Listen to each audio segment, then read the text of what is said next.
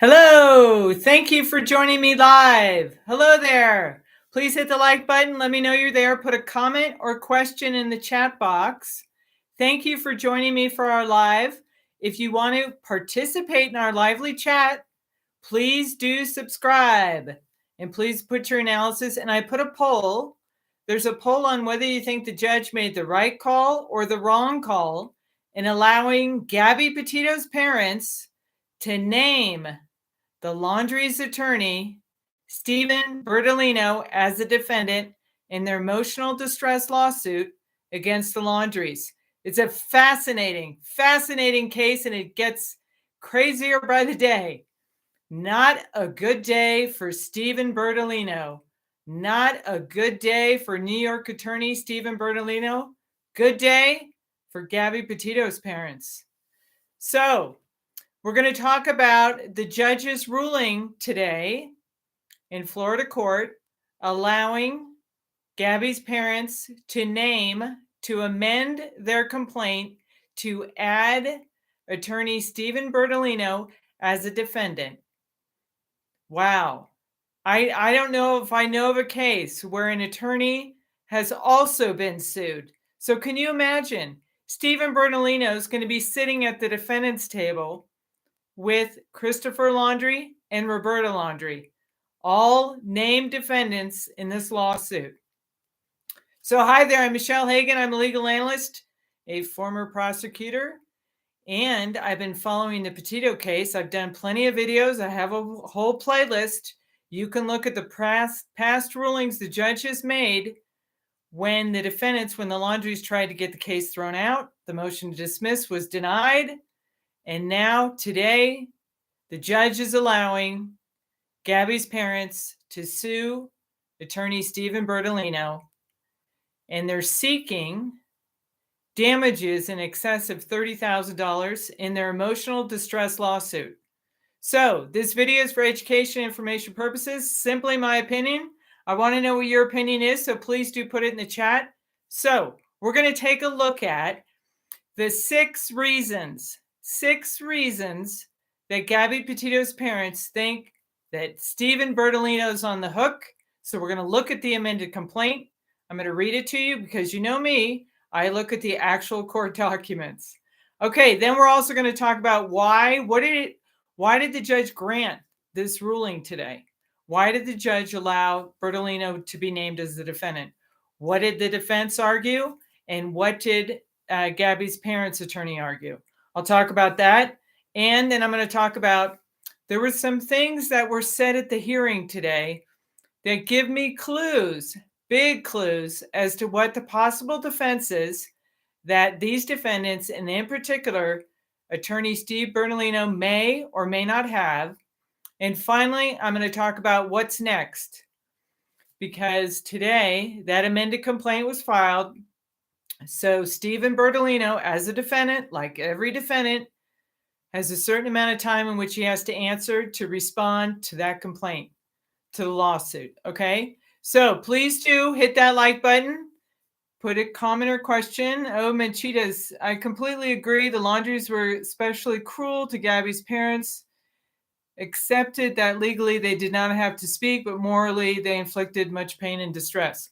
Well, if you remember, if you take a look at the video I did on why the judge granted, and I called it, why the judge granted, or I should say denied the motion to dismiss, because the Laundries were arguing that their silence, that they didn't have an obligation to speak. They didn't have a duty to speak. And this whole case is about Gabby's parents were reaching out when everyone was looking for Gabby Petito.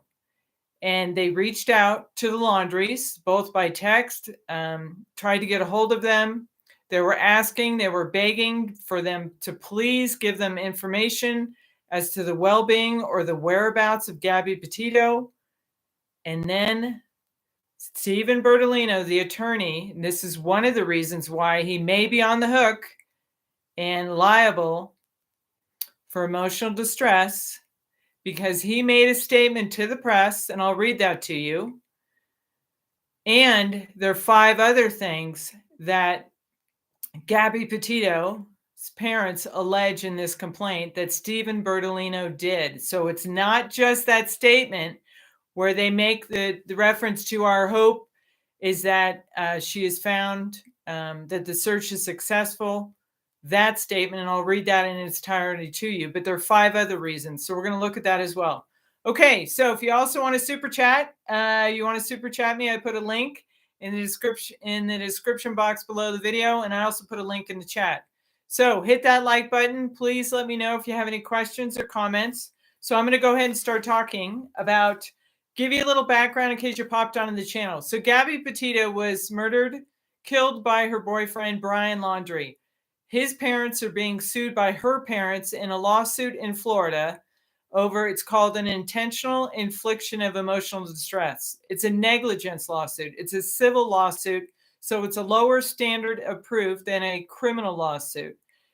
Gabby's parents are seeking over damages in excess of $30,000 for pain and suffering, loss of companionship. They lost their daughter, right? So this was a period of 24 days where they were searching and they were trying to get information as to where Gabby Petito was, because Brian Laundrie returned home in her van. He returned to his parents' house without Gabby Petito. And there's a lot of events that took place, one of which the family went on vacation, and Gabby's parents allege that Brian Laundrie told his parents that he killed Gabby Petito. And there's a question of whether, what is Steve Bertolino, this attorney, because he was retained after Brian came home. He was retained by the Laundries. He was also, which is important, he was also Brian Laundrie's attorney. Okay, and Steve Bertolino made some statements regarding that as well, so I'll get to that in a second. Okay, so regarding this morning's motion, what is it that the Laundries argued to tell the judge, hey, don't allow this motion to, it's called a motion to amend, to add Attorney Bertolino as a defendant. So they argued that the plaintiffs failed to make this request in a timely manner. They blew the deadline in which to change, to amend their complaint. That wasn't persuasive to the judge. Also, they argued, and here's the clues to possible defenses. They spent a lot of time arguing, the Laundries did, the Laundries attorney, in the motion this morning. They argued about attorney-client privilege, about forcing a conflict between the Laundries and their attorney, Steve Bertolino. And also they argued litigation privilege, claiming that the statement, and I'll read it to you. Let me get it for you here to make sure I have it all in proper context. And I also have a copy of the amended complaint too, that we're going to take a look at, the one they just filed today, including Steve Bertolino. Okay, so the statement was, this is the statement in which the judge ruled earlier when he decided to deny the motion to dismiss, saying that the Gabby's parents, Petito and Schmidt, Gabby's parents had stated a cause of action, and that's why the motion to dismiss was not granted. And the reason why is because of this statement, and this statement constitutes speech. It's one thing if the Laundries remain silent. Bertolino made no comments other than saying, something benign like, we send them prayers, or, something to that effect. And then, like in a criminal case, for an example, a lot of times the attorneys on behalf of the defendant will say things like, we look forward to our day in front of a jury. We're going to show that my client is completely innocent, blah, blah, blah. But in this case, the statement that Steven Bertolino made, which the judge decided was speech by the Laundries, because as an attorney, we act as agents for our clients. Okay, so an act by an agent is also the act by the principal. So the agent would be Steve Bertolino, the attorney. Any actions, any statements he make can be imputed on the Laundries because they're the principals. Okay, so here's the statement. Here's one of the statements. On September 14th, 2021. Now, Gabby's body was found September 19th. Okay, on September 14th, this is what Gabby's parents alleged in the complaint. On September 14th, with full knowledge that Gabrielle Petito had been murdered by Brian Laundrie, and it is believed that they knew, the defendants, and that includes Bertolino and Mr. and Mrs. Laundrie, that they knew the whereabouts of her body. Steven Bertolino, on behalf, agent, right? On behalf of Christopher and Roberta Laundrie, issued the following statement. It is our understanding that a search has been organized for Miss Petito in or near Grand Teton National Park in Wyoming. On behalf of the Laundrie family. Okay, so that's on behalf of the Laundrie family. So that imputes that he's acting on behalf of Christopher and Roberta Laundrie. On behalf of the Laundrie family, it is our hope. That includes Bertolino and the Laundries. It is our hope that the search for Miss Petito is successful and that Miss Petito is reunited with her family.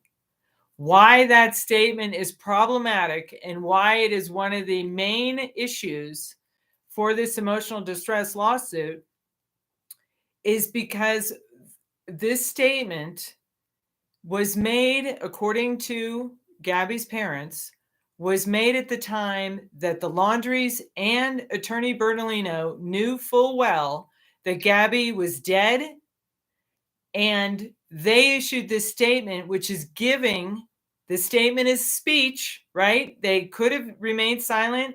They didn't have to say anything. They had no duty to Gabby's parents to provide any information. But once they spoke, and in this case, their attorney issued this statement on behalf of the Laundrie family. Once they spoke, everything in this statement better be true, right?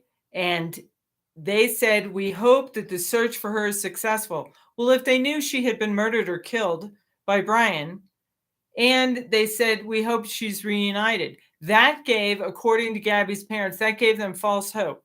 It was a false statement, which caused them, they're alleging, which caused them emotional distress, pain and suffering, anguish, loss of companionship, etc. Okay? Earlier, the Laundries had argued, no.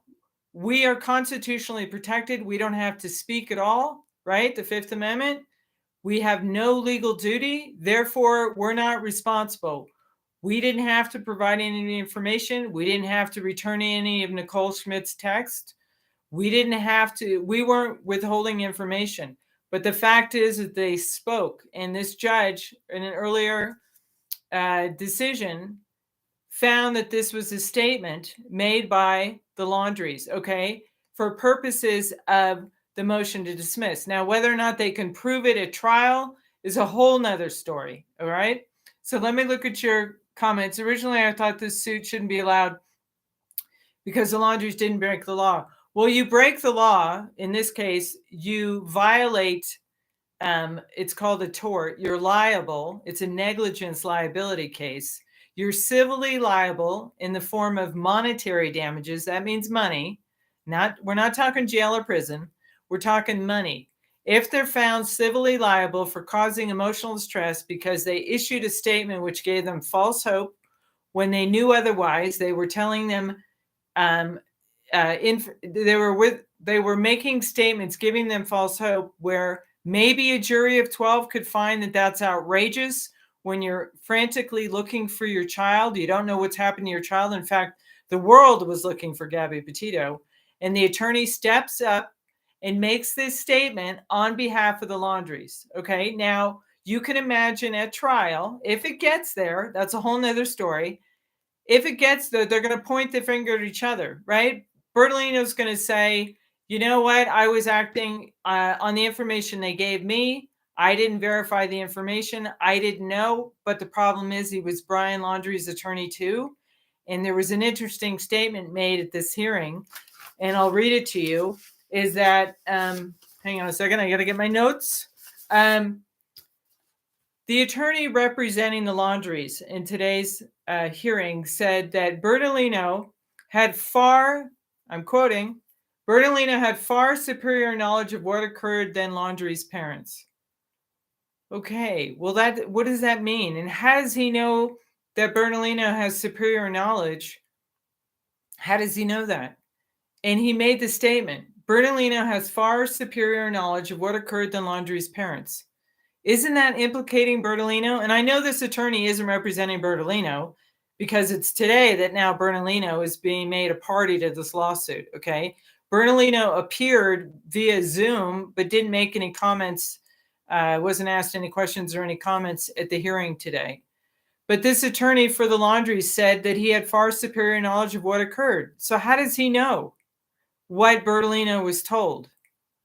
Okay, that's interesting to me. And far superior knowledge, so does that mean that Brian told Bertolino exactly what happened and only told his parents something or didn't tell his parents anything? But you see, if this goes in front of a jury of 12, right, and they're going to have to make a decision, and I think it's at least 9 jurors. I'm not sure what it is exactly in Florida, but it's usually more than the majority of the jurors. It's not all 12 like you need in a criminal case. So I think it's about 9 jurors. If they decide, they look at the big picture here and they think, okay, Brian came home in Gabby's van without Gabby. Then the Laundries retained an attorney, Steven Bertolino, and then Brian left. Okay, so the jury can sit there and think about, well, why did they retain an attorney? Doesn't that mean there's some information? And where did they think Gabby was? See, you know how you can kind of look at the circumstances and maybe the jury will infer liability or find liability. But again, that's if they get there. Okay, so let me get to the other points. Any other questions? Okay, please enable super chat. It should be enabled, isn't it? Is there a link? There should be the link in the chat box. If not, you know, I don't know what happens to this channel sometimes. I'll put the link. Thank you for asking, CH. I'll put the link in the description box below the video too. And if that doesn't work, then just send me a comment and I'll figure it out.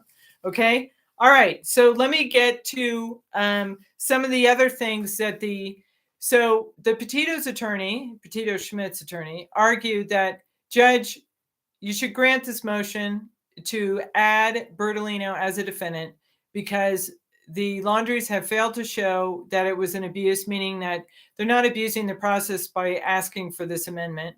Number 2, Florida freely allows parties to amend, to add parties, to add defendants in this case.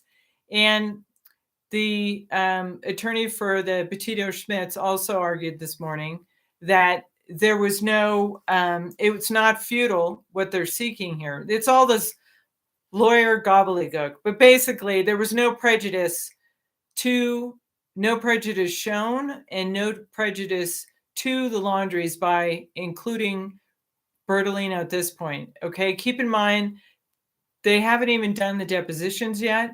You know, it's very early on. It's very early on in discovery. And the trial is set for August. However, the judge wants to have a case management conference with all the parties because they're probably going to be continuing the case past or rescheduling the trial date far beyond August. But we'll find that out. They're going to have that conference early March. Okay, so let me get to the other things. The Bertolino statement is general in purpose.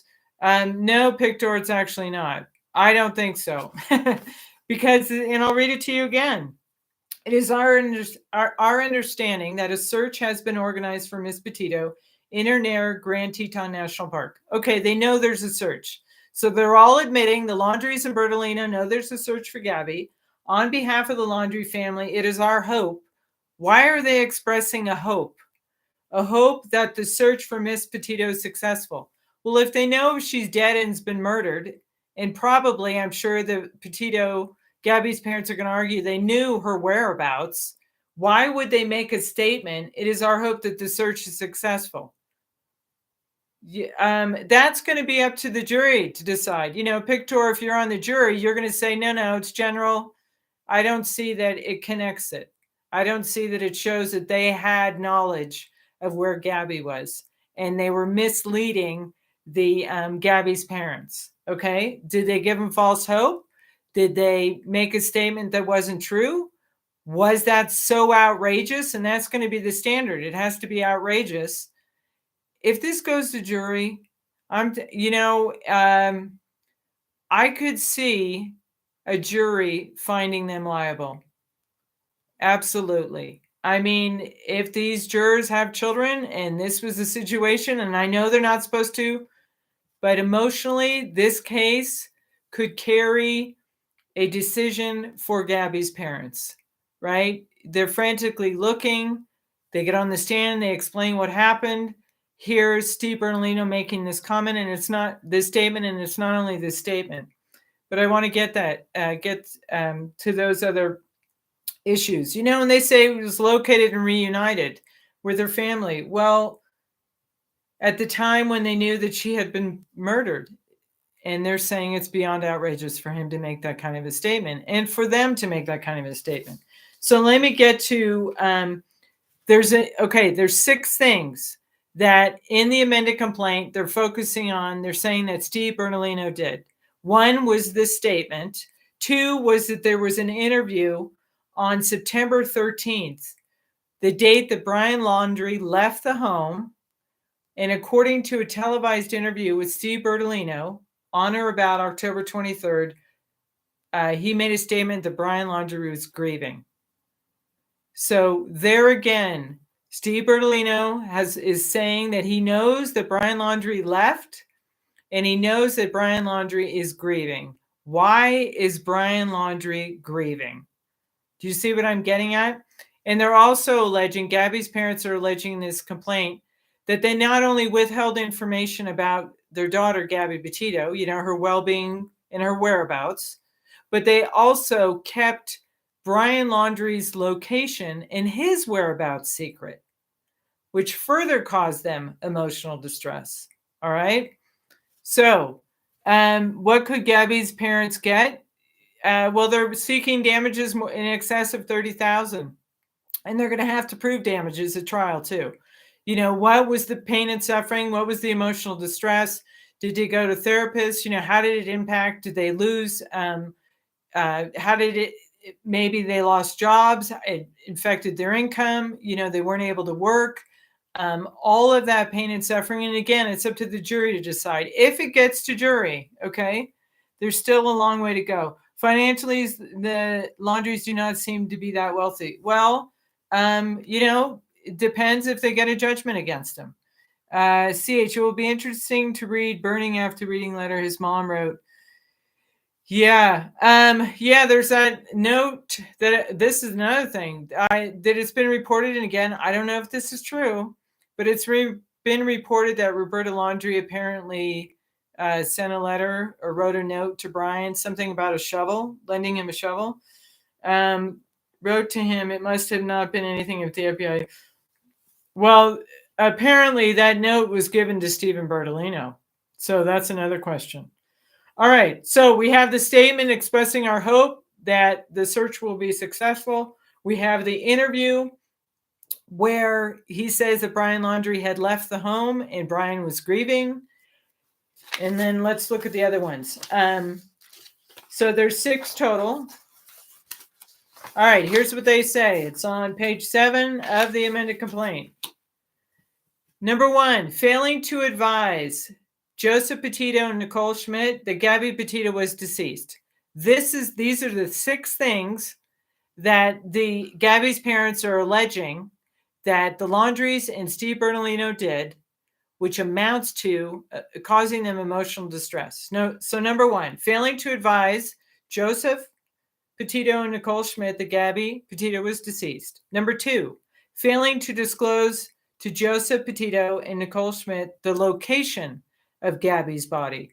Number 3, taking a family vacation with their son who had murdered Gabrielle Petito, while Joseph Petito and Nichole Schmidt were desperately seeking her whereabouts. Number 4, blocking access to their cell phone and Facebook page to preclude Joseph Petito and Nichole Schmidt from getting information regarding Gabrielle Petito. Number 5, issuing a press release expressing, which is the statement I read you, expressing hope that the search for Miss Petito is successful and that Miss Petito is reunited with her family, knowing full well that Gabrielle Petito was deceased. And number 6, issuing a statement on September 19th, the day that Gabby Petito's body is found. They issued a statement. Steve Bertolino made this statement on September 19th, acknowledging that, quote, the news about Gabby Petito is heartbreaking, and praying for Gabby and her family. Having known prior to that date that Gabby Petito was deceased, they made that statement. The news about Gabby Petito is heartbreaking, and praying for Gabby and her family. Okay, so I know this is not, I know this is a case where a lot of people can disagree, but for me, I think it's very fascinating legally, because I can't think of a case where an attorney has made a statement, to the press, to the public, has made a statement who's also being sued. And he's being sued along with the Laundries for negligence. And it's called intentional infliction of emotional distress based on these actions of failing to advise about the whereabouts, failing to disclose about Gabby's whereabouts or location, taking a vacation, blocking access to the cell phone, issuing a press release, issuing a statement saying that it's heartbreaking when her body is found, and also giving that interview that Brian had left the home and that he was grieving. All of that, in the context of all of that, the plaintiffs, Gabby's parents, are going to have to argue that that was outrageous conduct. Okay, they could have said nothing, and they had no duty to speak. But once they spoke, the Laundries, once they spoke through their attorney, their agent, and issued that statement, it's they allege, Gabby's parents allege, that constitutes outrageous conduct. Now, a jury, if it gets to jury, the jury's going to have to decide if that's outrageous. And there is cases that, I talked about it in the earlier videos. There's one where a hospital had told family members that their deceased, I think it was a deceased parent, had died due to complications of the surgery, when the truth was that they had overdosed the family member, and that's why the family member had died. And in that case, that was outrageous conduct. Okay. There was another case where police officers took video and photographs of an autopsy, posted them online. The family heard about it. And in that case, the court also found that that was outrageous conduct, causing emotional distress for the family, etc. The other thing that was pointed out this morning in this hearing, when the judge granted the Petito, the plaintiff's ability to add Steve Bertolino as a defendant, the Petito Schmidt's attorney indicated, that the Laundrie's attorney never cited to any case. There's no case out there to show that allowing an attorney to be added as a defendant would impact your defense. And speaking of defenses, a lot of what was argued by the Laundrie's attorney was Steve Bertolino has an attorney-client privilege, and so do the Laundries. I should say the Laundries have an attorney-client privilege. There's also the immunity of parties have immunity for statements that are made while litigation is pending. However, there doesn't look like there was any litigation pending when the statement was made regarding hope that the search is successful, and some of these other statements. Okay, so let me look at your questions.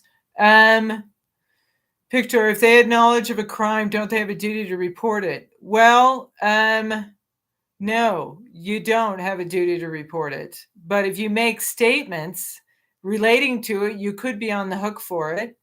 And if it arises to be an accessory after the fact, that's another story. Did the Laundries have confirmation Gabby was deceased? Well, that's going to be something that they're going to have to find out. You see, because now we're going to be going into the depositions where Gabby's parents are going to be deposing the Laundries.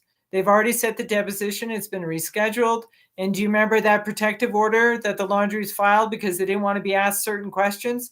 They only wanted to be asked questions during the time in which they were basically looking, that everyone was looking for Gabby Petito. They don't want to talk about their relationship with Brian. Well, the judge denied that protective order too. So the Petito Schmidts are going to be able to ask the Laundries any question. I mean, it could be objected to in the deposition, but the judge was not going to step in and say, no, you can't ask certain questions. So that got overruled. All right. Can they ask Bertolino if Brian confessed to him? Yeah, that's going to be interesting. Well, it's going to be interesting. What's Bertolino going to do here? Right? He's now a defendant. He's named now as a defendant. He's looking at liability, right, in this case. Is he going to argue that, no, I was acting on my own? That statement wasn't, none of these statements or none of these acts were authorized by the Laundries? When you use like our hope on behalf of the Laundries, I don't think you're going to win on that one. Is he going to say that, yeah, I mean, Brian is deceased, so maybe he's going to argue attorney-client privilege as to those statements. But for the attorney to say this morning that Bertolino had far superior knowledge of what occurred than the Laundries did. I mean, how can you say that unless there's been some discussions out there, maybe between the Laundries, maybe between the attorney and Steve Bertolino, I don't know. But there isn't any case law that says that this could impact. There's no cases out there that say that this would be a detriment to the defense that the Laundries want to put on. They can argue it is, right? And I'm sure there's going to be other motions as we move forward. Okay, let me look at the other questions. Can they ask Bertolino if Brian confessed? Yeah, you can ask. I don't know if he's going to answer it. We'll have to see what he says in the deposition. And I'll throw this out there to you. I wonder if Bertolino is going to try to settle this case. I wonder. If he's found liable, is that going to impact his legal license, his license to practice law? He's a New York attorney. This took place in Florida and in Wyoming, right? But the Laundries live in Florida. The press, I believe Bertolino made this statement regarding hoping you're reunited. We hope the search is successful. I believe that statement was made in Florida. So maybe Bertolino is going to say that Florida doesn't have jurisdiction over him because he's a New York attorney. Well, Gabby's parents are going to argue, no. If you step foot in the jurisdiction and you make statements, you may not win your jurisdiction argument. Okay. Next thing he might argue is he might do exactly what the Laundries do. File a motion to dismiss. Say that this amended complaint doesn't state a cause of action. I don't think he's going to win on that one either. Okay. So, maybe there'll be a settlement. I don't know. Or is he going to sit at the same table represented by his own counsel, I'm sure, if this case goes to trial. Now, again, they have to show, Gabby's parents, there's going to have to be some kind of evidence that comes out through these depositions or these requests for production of documents or these written questionnaires that they send, the interrogatories that they send to all the parties. There's going to have to be some evidence out there to show that the Laundries knew that Brian Laundrie killed Gabby Petito. Okay? There has to be some evidence out there, because what could happen is it's called a motion for summary judgment, saying that there's no triable issue of fact, that there's not enough information to support this cause of action, this lawsuit. Therefore, the judge should throw it out so it doesn't go to trial. But if they survive that, as they've survived every single one of these motions, Gabby's parents have survived every single one. They've won on every one. If it gets through discovery, through the depositions, and if it's going to trial, I mean, I think the Laundries and Steve Bertolino, just my opinion, they really might want to look at settling this and not go to trial. Because if you put this, assuming all of this is true, and again, we don't know it's true because these are just allegations, okay? That the Laundries knew that Brian had murdered, that the Laundries knew where Gabby was, okay? These are all just allegations. We don't know if it's true.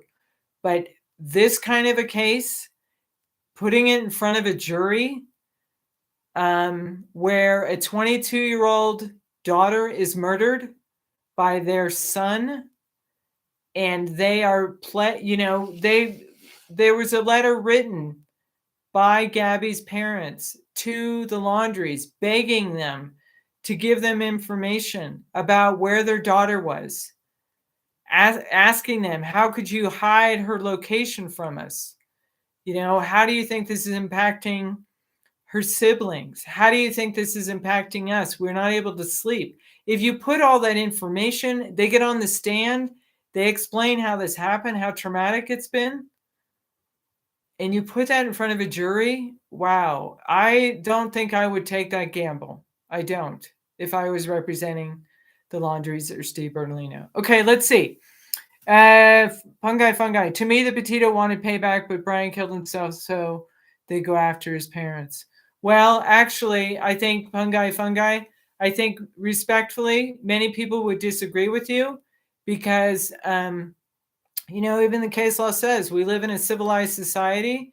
And when you do things that are beyond the pale and outrageous conduct, such as allegedly, withholding information when you're looking for a child and issuing a statement that, appears to be deceptive and appears to indicate that she still may be alive, reuniting with her.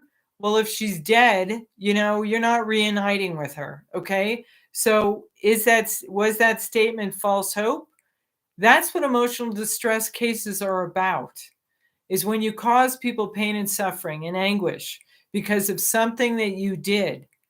Again, they could have said nothing, but once they had their agent, attorney Steve Bertolino, and again, they're going to have to prove this, Steve Bertolino made these statements on behalf of the Laundrie family, gave the interview that Brian had left, didn't disclose where Brian's location was. They kept that hidden as well. They said that Brian was grieving. Why was Brian grieving? Why would you use that word grieving unless there was some underlying knowledge that he's grieving because of a loss, because of what? He killed Gabby Petito? No one questioned what grieving was about. Why would they use that word unless they knew something? I'm sure that's what Gabby's parents are going to argue. Okay. Pictor, if it's it's damages over 30,000. We don't know. It could be millions. The 30,000 is the limit, the minimum limit that you have to allege in that court. Okay. So damages in excessive. Yeah, well, Bertolino, they don't know. And I don't know if Gabby's parents would even entertain a settlement. Okay? This case is already setting some precedent, right? So future cases down the line are going to be looking at this case, right? And today we had another novel question, whether an attorney can be sued for a statement that he made, and whether that statement constitutes causing emotional distress to Gabby's parents, among the other things that were not disclosed, or the interview and making a statement that it was heartbreaking when Gabby's body was found. And if they knew already that she was dead, and to issue that second statement, that again, maybe they are going to argue that's causing emotional distress. And again, these are just allegations. Doesn't mean it's true. Okay, CH, what is your guess on how long the trial will be? How long the trial will be? I don't know. Seems like it can be done in a day. No, because you have to pick a jury, right? Opening statements, what each side's going to argue. You go put the witnesses on, and you need to prove out the damages. How traumatic was this? What was the pain and suffering? What constitutes pain and suffering? What were the actions by the Laundries? Did they know? Did they not know? Was Bertolino acting on their behalf or alone? Do they meet the standard of proof? All of that. I'm sure it'll probably be more than a week. Scorch, to what extent are parents obligated to assist the authorities in bringing their fugitive child? Well, parents aren't obligated to do anything. They're not obligated, okay? If they do something, they take an action like speak and provide information, then they're on the hook, because if that information gives a party false hope that they're going to be reunited with their daughter, then they could be sued civilly for causing emotional distress, because if the Laundries knew that Brian had murdered and they made these statements through their attorney or in the interview that the attorney made about Brian leaving and Brian grieving, then you can be on the hook for civil liability for causing what's called intentional infliction of emotional distress. Now, again, this is going to have to be proven at trial. So at this stage, we just know that the attorney is also going to be a defendant, and he is also looking at potentially being held liable or found liable for causing emotional distress to Gabby's parents, because Gabby's parents are alleging that he too knew that Brian had murdered, and specifically, Steven Bertolino was also Brian Laundrie's attorney. So why did they retain Steven Bertolino after Brian came home? They gave him a retainer, and the Laundries and Steve Bertolino issued this statement. Bertolino gave this other statement about it. It was heartbreaking when they found her body. There was failing to disclose the location of Gabby's body, etc. Again, we don't know that it's true yet. We have to see. But at this point, they just want to get all the parties, the correct parties in the lawsuit. So because the Laundries in the past and recently alleged that Steve Bertolino wasn't acting on their behalf, they weren't aware that he was making this statement. Well, that's when Gabby's parents said, okay, we're going to name Steve Bertolino. And now they're going to do this. The Laundries are going to say it was Bertolino. Bertolino is going to say it's the Laundries. Maybe, I don't know. But, whether Bertolino is going to answer on this complaint, because this is part of the what's next part. Steve Bertolino, the complaint was filed today, adding Steve Bertolino. So he's going to be served with notice that he is being sued in this lawsuit as a defendant. And he has, according to Florida law, and I'm not a Florida lawyer, so please do your own research. According to Florida law, he has 20 days to file an answer. That means he needs to respond to all of these allegations. And he also needs to indicate his defenses, like the Laundries did when they responded to all those constitutional objections, right? They didn't have the right, they don't have to speak, the Fourth Amendment, they can remain silent. First Amendment, they have the right to speak and not to speak, okay? But the judge said, no, you did speak. Through your attorney, you issued the statement. There was that other interview that Bertolino gave, and there was that other statement that they issued when Gabby's body was found, okay? And that did constitute speech. So that is an action on which they could be held liable for if the speech gave Gabby's parents false hope, was deceptive, or wasn't true. Okay. So, as an attorney can be sued for following his client's request. Yeah, you can be sued if you cause people emotional distress. Right? An attorney can be sued if your statements cause people emotional distress. The interview about Brian leaving, Brian grieving, the statement that Bertolino made, it's our hope that the search is successful and that you're reunited. If he knew at that time that she was dead, he can be sued for emotional distress and be found liable. How could the Laundries know Gabby is dead if no body to confirm death or murder? Well, there is a body. They found her body. Brian admitted that he murdered her, and I think that's pretty much what the investigators concluded as well. So the question is, what the Gabby's parents are going to have to prove is, what did the Laundries know? If they knew that Brian killed Gabby and they issued this statement giving the Petitos false hope, Gabby's parents false hope, then it's up to a jury to decide whether that's outrageous enough to cause emotional distress to find the Laundries and Steve Bertolino liable. Okay, what is one important takeaway that all the attorneys can learn from Steve Bertolino's mistake? Well, yeah. Be careful what you say. As I always say, words matter. Be careful of the statements that you make, right? I mean, I understand what he was probably trying to do, Steve Bertolino. He was probably trying to show, that the family was, there was a lot of press and media attention. He was probably trying to make a statement so that the press would, the press would maybe, how do I say this? The press would maybe back off from his clients. Maybe he was just trying to issue a statement, letting the Gabby's parents know that they were praying for he could have said nothing. He could have said nothing, and there was a period of time where he was making no comment on behalf of his client. But they have to be, whatever you say, you better make sure it's true and it doesn't arise to emotional distress. And again, we don't know if it's true or not because we don't know what the evidence is. These are just allegations in a complaint, in a lawsuit.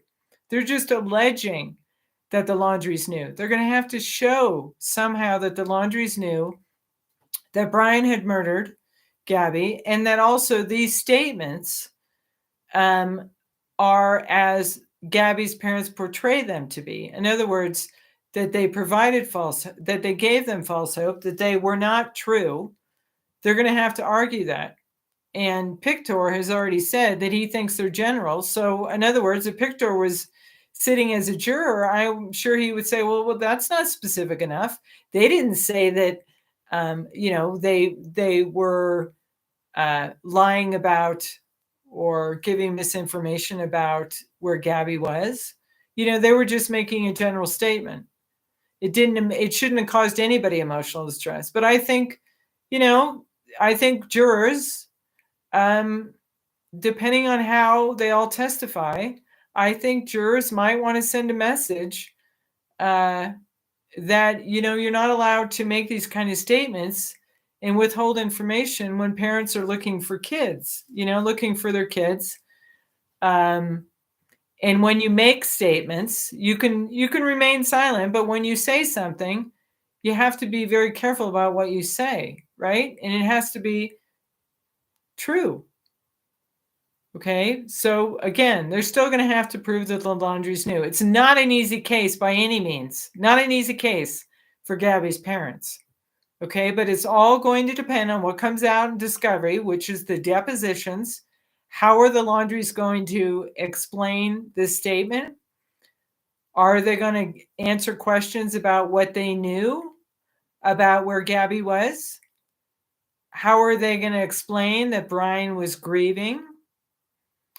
How are they going to explain the relationship between Brian and Gabby? Was there any other acts of violence? Anything that was going on between the two of them? Because Gabby lived with them for over a year, I believe. Okay, so hit the like button. When was the statement made? It was made September 14th. That one regarding expressing hope that they're reunited. There was another statement made that the news was heartbreaking statement. That was made when Gabby's body was found on the 19th. How could defendants know she was actually dead with no body? Well, I don't know about that. My understanding is there is a body and she is dead. So did I miss something? Okay. So let me see what else is there.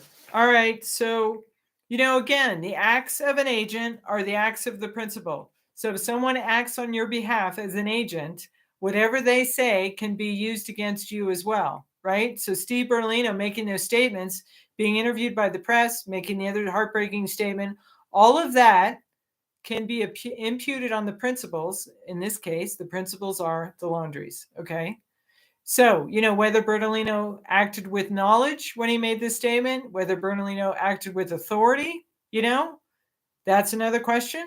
To make this kind of a statement, or to give this interview, or to make that other statement about it being heartbreaking. And the other question, the big question, is whether there's going to be enough evidence to show that it was outrageous conduct to not provide this information, or to make these kind of statements when Gabby's parents allege, they full well knew that Gabby had been murdered. Okay. Any other questions there? You want to put questions in the chat? So again, hit the like button. Thank you so much for subscribing to this channel and supporting Michele's analysis. I appreciate all of you who've been contributing too on the super chat. This is a lot of work. These videos are a lot of work. But I wanted to read, let me see if there's anything else. Okay, is it very possible that Brian didn't tell his parents? Yeah. Scorch, absolutely. It's very possible that Brian didn't tell his parents that he murdered Gabby. He could have come home and said, I don't know where she is. We broke up. And maybe that's why he's grieving. Or she didn't want to get back in the van. She said she was going to go visit somebody. We don't know any of that stuff yet. We don't know about the cell phone records, that Brian was using the cell phone.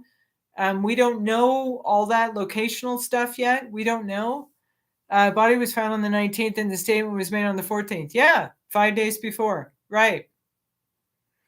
Thank you, Michele, for the best coverage and analysis. Thank you. Okay, so let me see if there's anything else. Let me double check my notes here.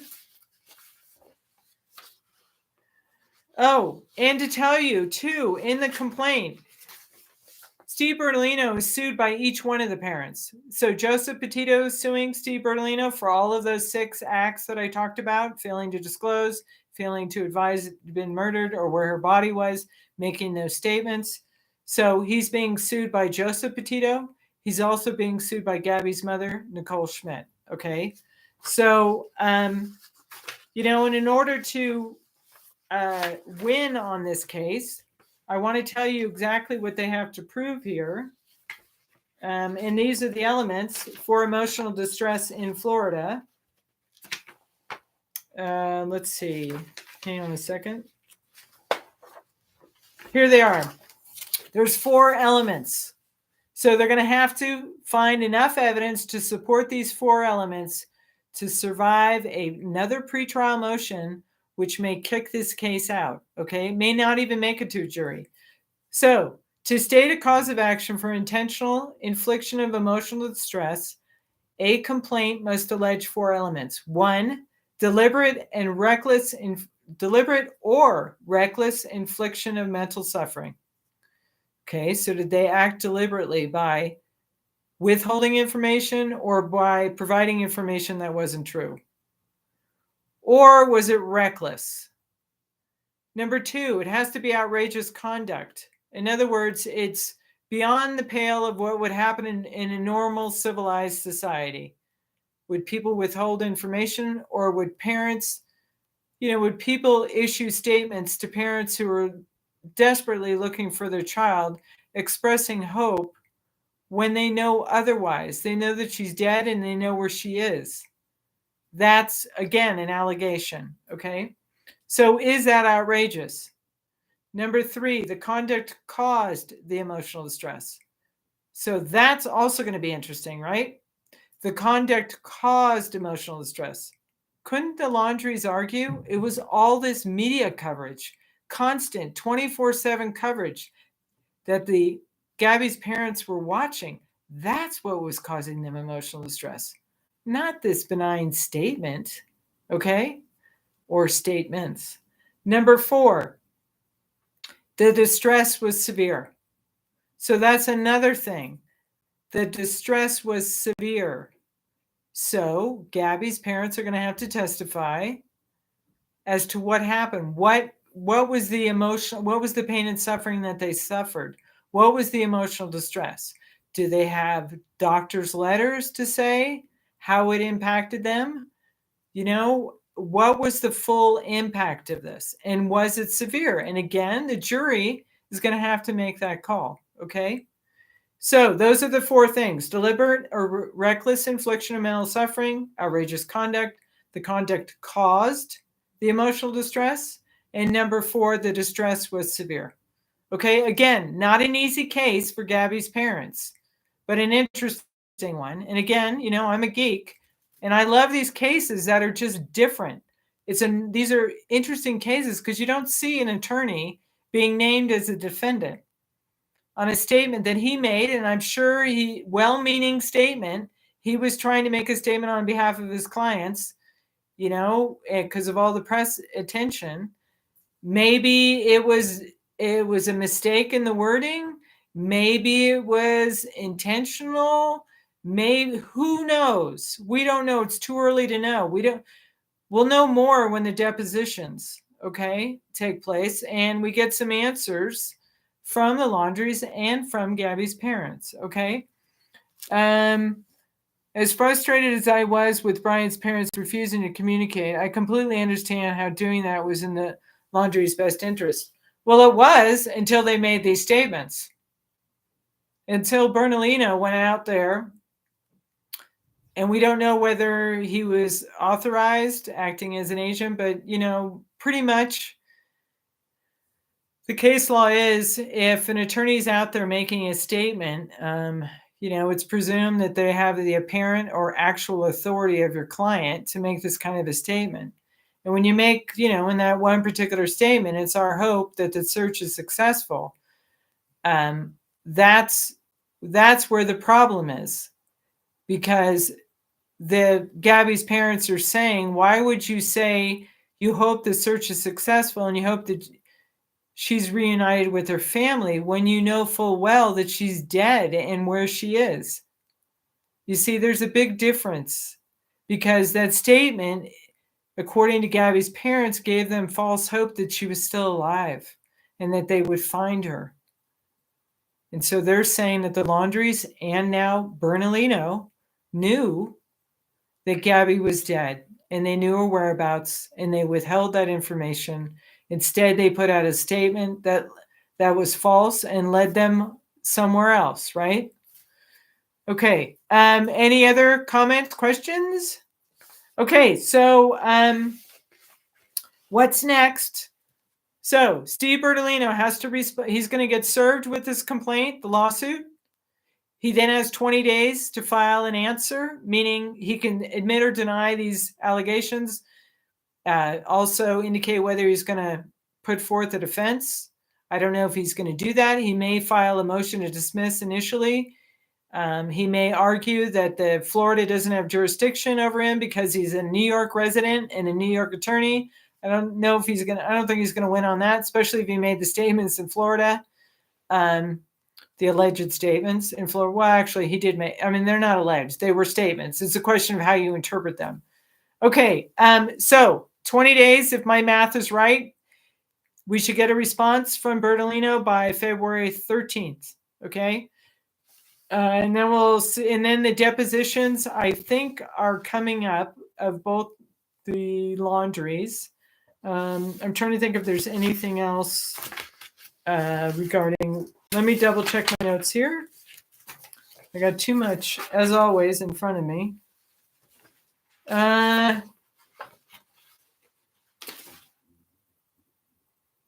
Yeah, the other thing that was interesting that came up in the hearing today was there's a FOIA request, a Freedom of Information Act request, that Gabby's parents have put out there. They're trying to gather information. I don't know if it's relating to the cell records, the phone records, or what. I don't know what the FOIA request is, but that's kind of holding up the depositions. So they need that information before they can depose the Laundries. And Gabby's parents' attorney indicated that information they were told should be given to them by the end of the month. If that happens, then we'll probably get the new date for the depositions of the Laundries. And then there's going to be a date sometime early March where the parties are going to get together with the judge and decide whether or not that August trial date is going to hold. It's more than likely it's going to get continued past August for the trial, which isn't unusual.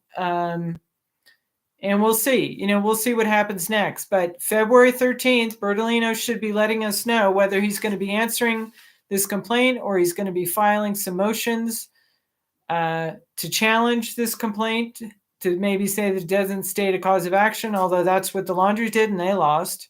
So, or whether he's going to settle this, I don't know. But we will see. Will the Laundries be questioned in front of the jurors? Well, in a depositions, that's not in front of a jury. Depositions are with the attorneys in a conference room, and the Laundries or the Petito Schmidts will be asked question.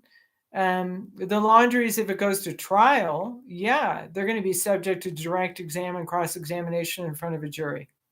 Okay, but we have a ways to go there. There still can be pretrial motions to still dismiss this case. If there's not enough evidence that comes out in the depositions or in the other discovery, if they don't have enough information to show that the Laundries were aware that Brian, or were advised or were told, and again, we're going to have to see how that goes, because I know many people out there have been making wrong calls on this case. So I don't know where they're getting the information, but I wasn't surprised that the judge granted this, allowing Steve Bertolino to be named as the defendant. I wasn't surprised at all. So I don't know what you guys are watching. Okay, will the Laundries be questioned? Okay, one takeaway I get from this case is that because of the burden of proof and that is on the state, it's not on the state. This is not a criminal case. This is a civil case. Civil case is between parties. It's not the government against the Laundries. It's the Gabby's parents, individuals against individuals in a civil case. Is the burden of proof on the state, then the defendant's counsel should remain silent. Yeah, Bertolino and the Laundries can take the Fifth Amendment. They can exercise their constitutional right to remain silent in the depositions. They can exercise their constitutional right to remain silent at trial.